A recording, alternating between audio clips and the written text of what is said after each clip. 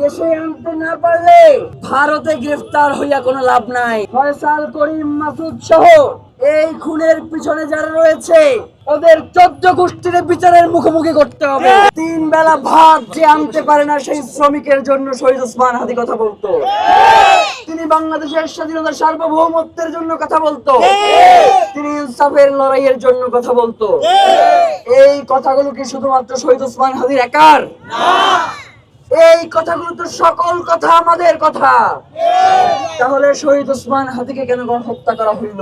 যখন আমরা ভয় পেয়ে এই শাসকদের সামনে কথা বলতে ভয় পেয়েছি, শহীদ ওসমান হাদির হত্যাকাণ্ডের সময়সীমা আজকে 80 দিন পেরিয়ে গেছে।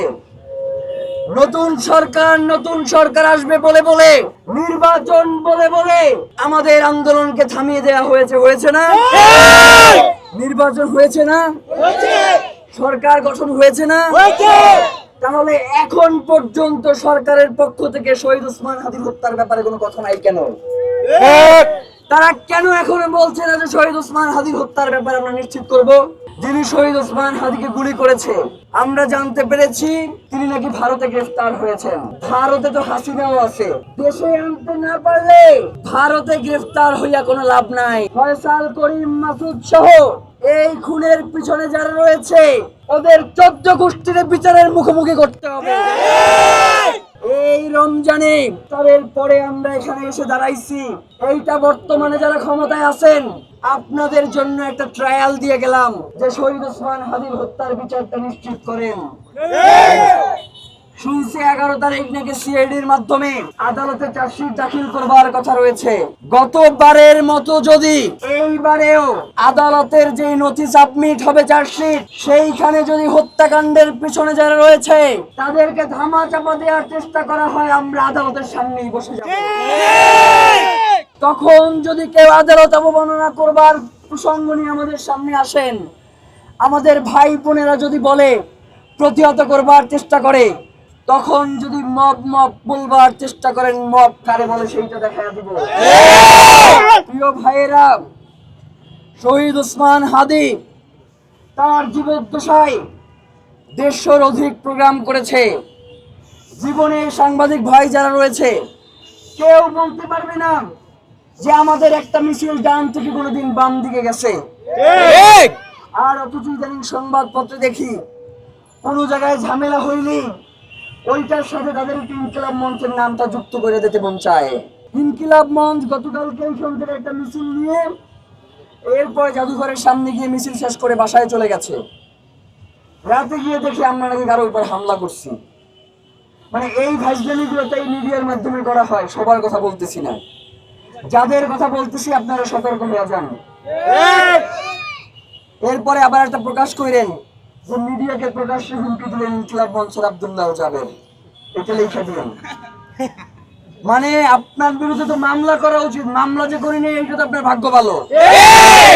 শহীদ ওসমান হাদির হত্যার বিচার নিশ্চিত না হওয়া পর্যন্ত আমাদের ভাইদের মধ্যে একজন ভাইও যদি আমরা জীবিত থাকি, আমরা শহীদ ওসমান হাদির হত্যার বিচার নিশ্চিত করব।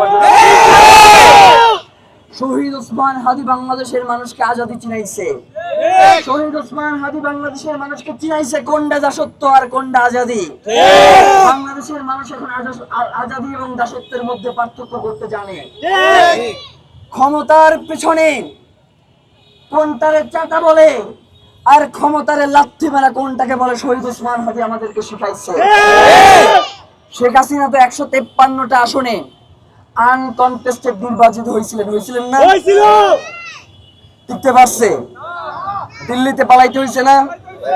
বর্তমান সরকারের কাছে আমরা অনুরোধ জানাই, শহীদ ওসমান হাদির হত্যার বিচারের দাবি শুধুমাত্র ইনকিলাব মঞ্চের নয়, এই দাবি বাংলাদেশের 18 কোটি মানুষের দাবি। সুতরাং বাংলাদেশের 18 কোটি মানুষকে যদি অবজ্ঞা করে শহীদ ওসমান হাদির হত্যার বিচারকে আপনার এই প্রশাসনে যারা দায়িত্ব রয়েছে, আইনের যারা দায়িত্ব রয়েছে তারা যদি বাধাগ্রস্ত করবার চেষ্টা করে, আমরা তখন পিছনের দিকে হাঁটবার চেষ্টা করব। আমরা তখন পেছনের দিকে যাব। আমরা জিজ্ঞাসা করব ফয়সাল করিম মাসুদের জামিন কে করিয়েছেন?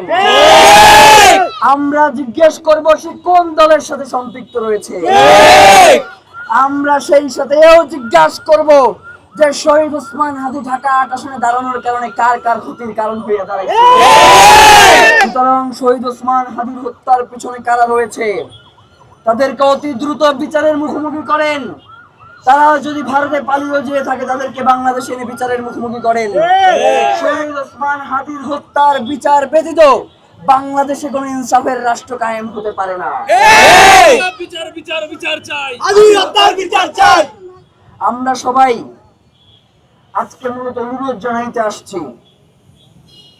রমজানে এতদিন চুপ করেছিলাম না, বিভিন্ন জায়গায় গ্রেফতার করেছি, আস্তে আস্তে করে শহীদ ওসমান হাদির হত্যার বিচারের কথা বলছি। আপনাদের কাছে আমাদের ভাইদেরকে পাঠাইছি, গিয়ে বলবার চেষ্টা করছে তারা যে ভাই ক্ষমতায় আসছেন, আল্লাহর রাস্তে শহীদ ওসমান হাদির হত্যার বিচারটা করেন। ওকে ঠিক আছে করবো, মানে খুবই একটা তাচ্ছিল্য ভাব দেখাইছেন। এই তাচ্ছিল্য ভাব অন্তত শহীদ ওসমান হাদির ক্ষেত্রে দেখাইেন না। শহীদ ওসমান হাদিকে এখনো সময় আছে, মূল্যায়ন করুন। তার হত্যার বিচার নিশ্চিত করার মধ্য দিয়ে একমাত্র শহীদ ওসমান হাদিকে ধারণ করা যায়।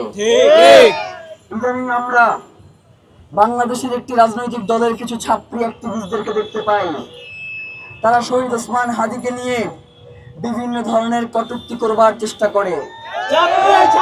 আমরা এই ছাত্রী অ্যাক্টিভিস্টের উদ্দেশ্যে তার দলের নেতাদেরকে বলতে চাই, যদি আপনারা এদেরকে না থামান তাহলে আমরা মনে করব যে আপনারা আপনাদের ছাত্রী অ্যাক্টিভিস্ট দিয়ে এইগুলো লেখান। বন্ধ করেন, এখনো সময় আছে, বন্ধ করেন। বাংলাদেশের মানুষকে আপনাদের সামনে মুখোমুখি করাইয়েন না। বাংলাদেশের মানুষ দীর্ঘ 17 বছর ভোট দিতে পারে নাই, দীর্ঘ 17 বছর তারা গুম খুন হত্যার শিকার হয়েছে। আপনার দলের অসংখ্য নেতাকর্মী ঢাকা শহরে আইসা রিক্সা পর্যন্ত চালাইছে, শুধুমাত্র আপনার দলের শিশির প্রতীকে ভোট দেওয়ার কারণে গণধর্ষণের শিকার হয়েছে, শুধুমাত্র আপনার দল করবার কারণে গুলি করে পঙ্গু করে দেওয়া হয়েছে। সেই দিনগুলো ভুলে যাইয়েন না। ইদানিং দেখতে পাচ্ছি যে আওয়ামী লীগের অফিসগুলো খুলে দেওয়া হচ্ছে, আপনাদের এমপিরা গিয়ে সেই অফিসগুলো উদ্বোধন করছে। এরপরেও যদি আপনি বলেন যে আওয়ামী পুনর্বাসনে আপনার কোনো হাত নাই, সেইটা আমরা বিশ্বাস করি না। একটা কথা আমরা স্পষ্ট করে বলি, আওয়ামী লীগের কোনো অফিস যদি পরবর্তী সময়ে ওপেন করা হয়, আমরা বাংলাদেশের জনগণ গিয়ে সেই অফিসগুলো ভেঙে দিয়ে আসবো। আমরা একটা কেন 100টা করেন, আমরা এগুলো পরোয়া করি না।